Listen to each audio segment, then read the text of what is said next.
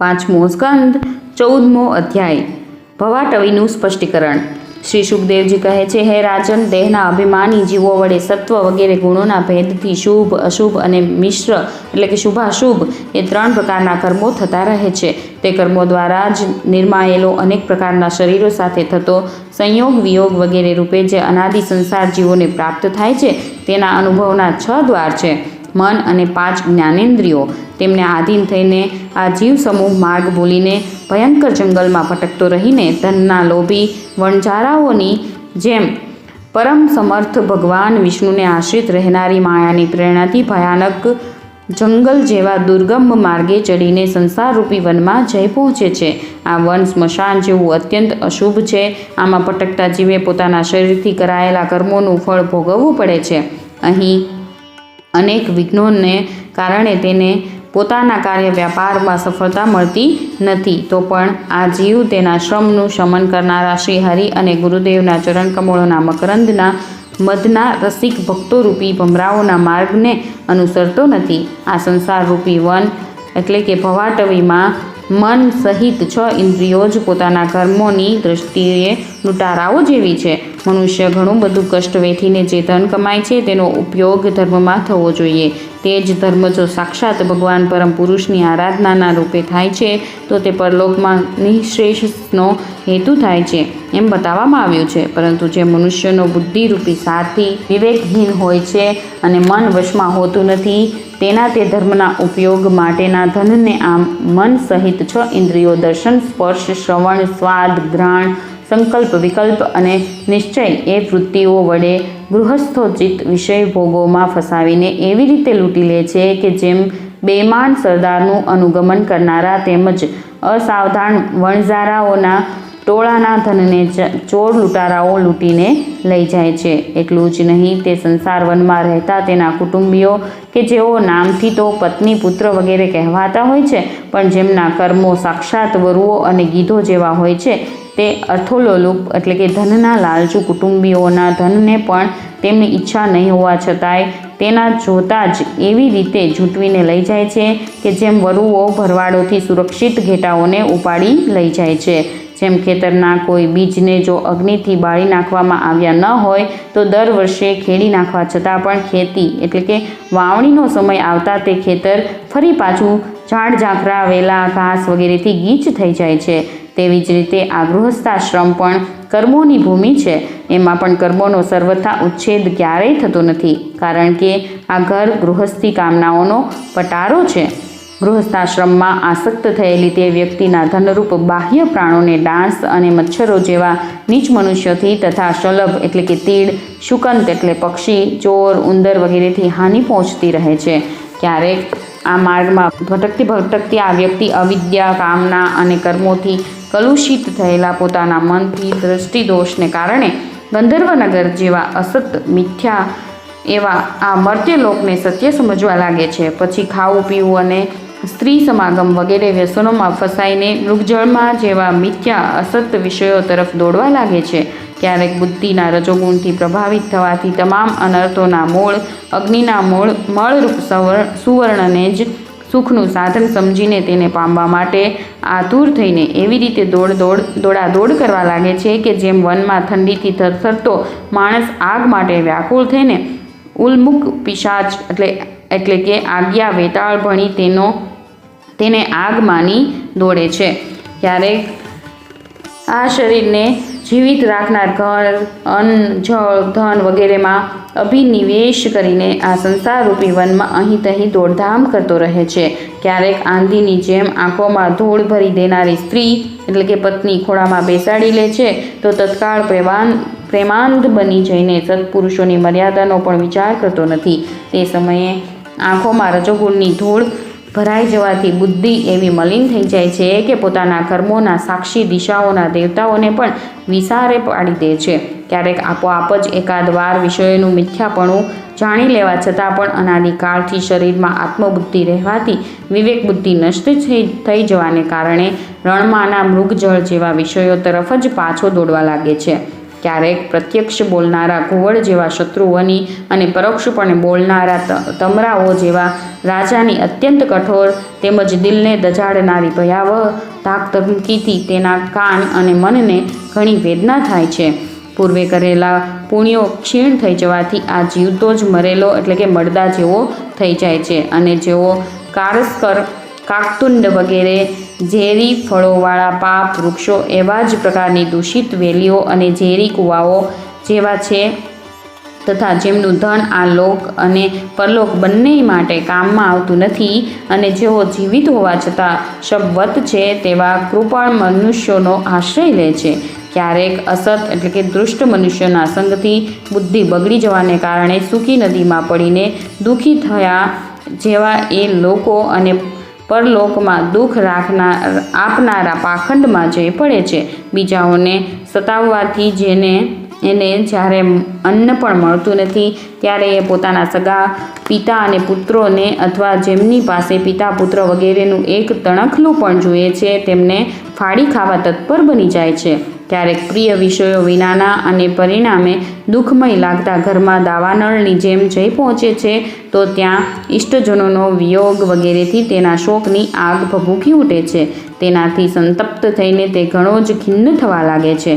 ક્યારેક કાળ જેવો ભયંકર રાજકુળ રૂપ રાક્ષસ તેના પર પરમ પ્રિય ધનરૂપી પ્રાણને હરી લે છે ત્યારે તે શબવત નિર્જીવ થઈ જાય છે.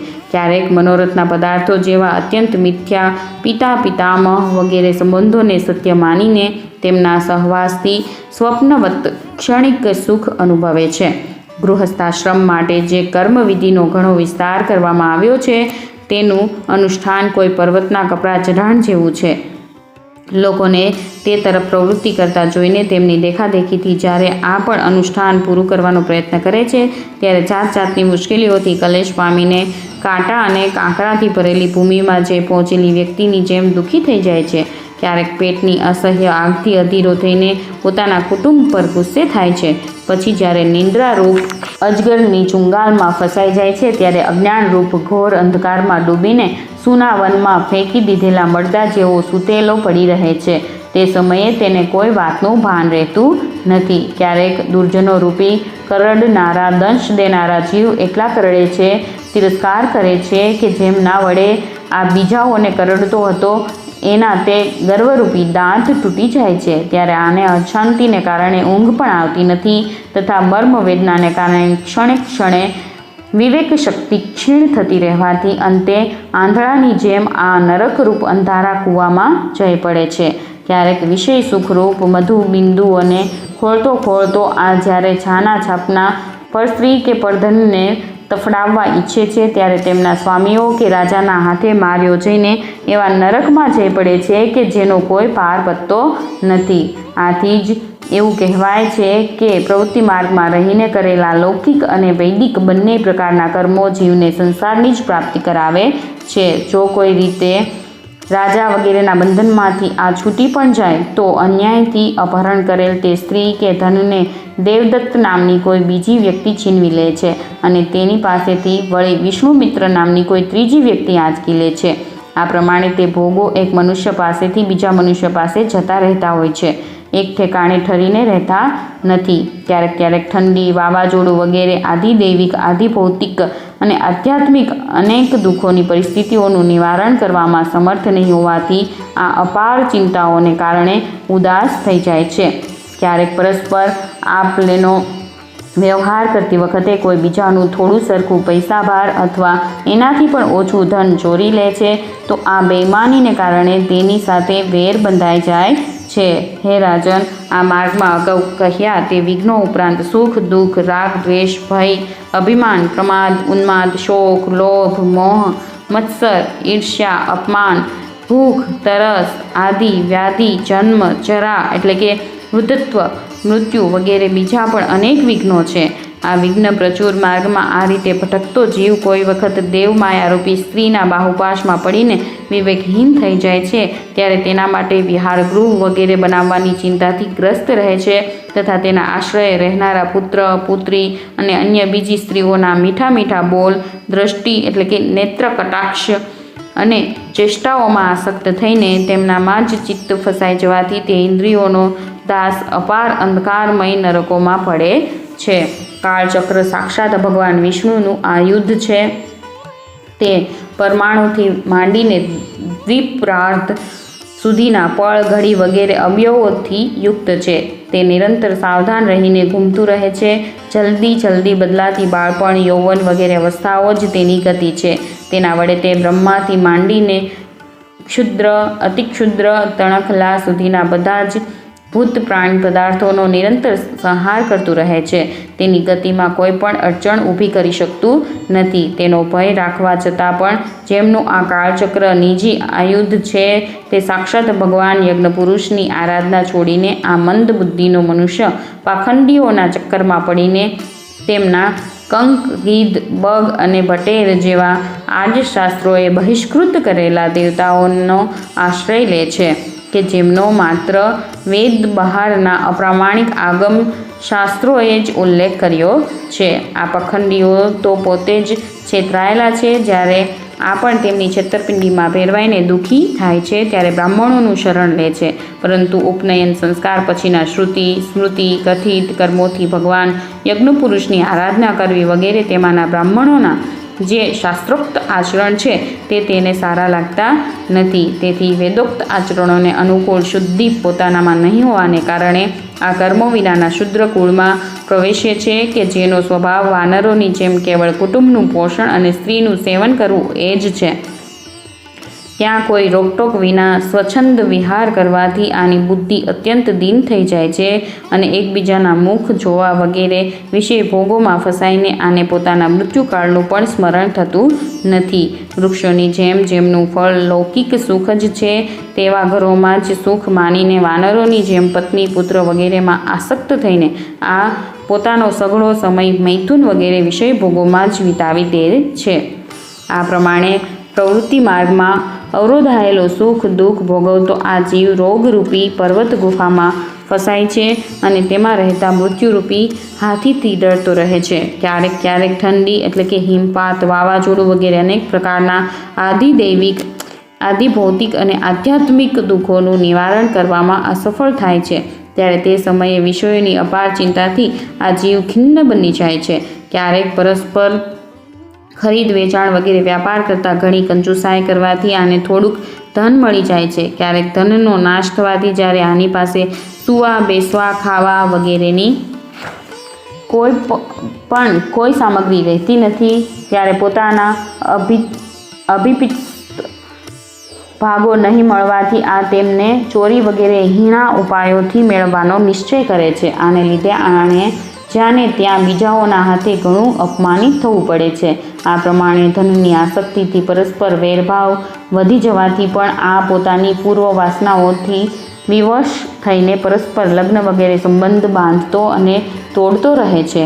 આ સંસાર માર્ગમાં ચાલનારો આ જીવ અનેક પ્રકારના ક્લેશો અને વિઘ્નો અડચણોથી બાધિત થવા છતાં પણ માર્ગમાં જેના પર જ્યાં સંકટ આવે છે અથવા જે કોઈ મરી જાય છે તેને ત્યાં જ છોડી દે છે તથા નવા જન્મેલાઓનો સાથ સાધે છે. ક્યારેક કોઈના માટે શોક કરે છે, કોઈનું દુઃખ જોઈને મૂર્છિત થઈ જાય છે, કોઈનો વિયોગ થવાની આશંકાથી ભયભીત થઈ જાય છે, કોઈની સાથે ઝઘડવા લાગે છે, કોઈ સંકટ આવે તો રોકકળ કરવા લાગે છે. ક્યારેક મનને અનુકૂળ કોઈ વાત બની જાય તો ખુશીનો માર્યો ફૂલ્યો સમાતો નથી. ક્યારેક ગાવા લાગે છે અને ક્યારેક તેમને ખાતર બંધનમાં પડવામાં પણ ખચકાતો નથી. સાધુઓ આની પાસે ક્યારેય આવતા નથી. આ સાધુઓના સંગથી હંમેશા વંચિત રહે છે. આ પ્રમાણે આ નિરંતર આગળ જ વધતો રહે છે જ્યાંથી આની યાત્રા શરૂ થઈ છે અને જેને આ માર્ગની અંતિમ અવધિ કહે છે તે પરમાત્મા પાસે આજ સુધી પાછો ફર્યો નથી. આ યોગશાસ્ત્ર એટલે કે કર્મકાંડ પરમાત્મા સુધી તો પહોંચાડી શકતું નથી. જેમણે બધા પ્રકારના દંડ એટલે કે શાસનનો ત્યાગ કરી દીધો છે તે નિવૃત્તિપરાયણ સંયત આત્માવાળા મુનિજનો તે પરમાત્માને પ્રાપ્ત કરી શકે છે. જેઓ દિગ્ગજોને જીતનારા અને મોટા મોટા યજ્ઞોનું અનુષ્ઠાન કરનારા રાજર્ષિઓ છે તેમની પણ ત્યાં સુધી ગતિ નથી. તેઓ સંગ્રામ ભૂમિમાં શત્રુઓનો સામનો કરીને કેવળ પ્રાણોનો પરિત્યાગ જ કરે છે તથા જેમાં આ મારી છે એવું અભિમાન કરીને વેર બાંધ્યું હતું તે પૃથ્વીમાં જ પોતાનું શરીર છોડીને પોતે પરલોકમાં ચાલ્યા જાય છે. તેઓ પણ સંસારને પાર કરી શકતા નથી. પોતાના પુણ્યકર્મો રૂપી લતાનો આશ્રય લઈને જો કોઈ પ્રકારે આ જીવ તે સંકટોમાંથી કે નરકમાંથી છુટકારો મેળવી પણ લે છે તો ફરી પાછો આ જ પ્રમાણે સંસાર માર્ગમાં ભટકતો આ જન સમુદાયમાં ભળી જાય છે. આ જ દશા સ્વર્ગ વગેરે ઉધર્વ લોકોમાં જનારાઓની પણ છે. હે રાજન, રાજર્ષિ ભરત વિશે પંડિતજનો એવું કહે છે કે જેમ ગરુડની સ્પર્ધા કોઈ માખી કરી શકતી નથી, તેવી જ રીતે રાજર્ષિ મહાત્મા ભરતજીના માર્ગનું અનુસરણ કોઈ અન્ય રાજા મનથી પણ કરી શકતો નથી. તેમણે પુણ્યકીર્તિ શ્રી હરિમાં અનુરક્ત થઈને અતિ મનોરમ પત્ની, પુત્રો, મિત્રો અને રાજ્ય વગેરેનો યુવાવસ્થામાં જ વિષ્ઠાની જેમ ત્યાગ કરી દીધો હતો. બીજાઓ માટે તો એ બધાનો ત્યાગ કરવો અત્યંત મુશ્કેલ છે.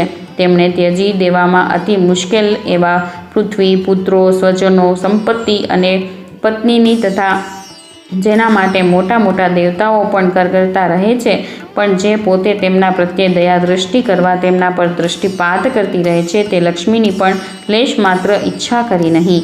આ બધું તેમને યોગ્ય જ હતું, કારણ કે જે મહાનુભાવોનું ચિત્ત ભગવાન મધુસૂદનની સેવામાં અનુરક્ત થઈ ગયું હોય છે, તેમની દૃષ્ટિમાં મોક્ષનું પદ પણ અત્યંત તુચ્છ છે. તેમણે મૃગ શરીરને ત્યાગ કરવાની ઈચ્છા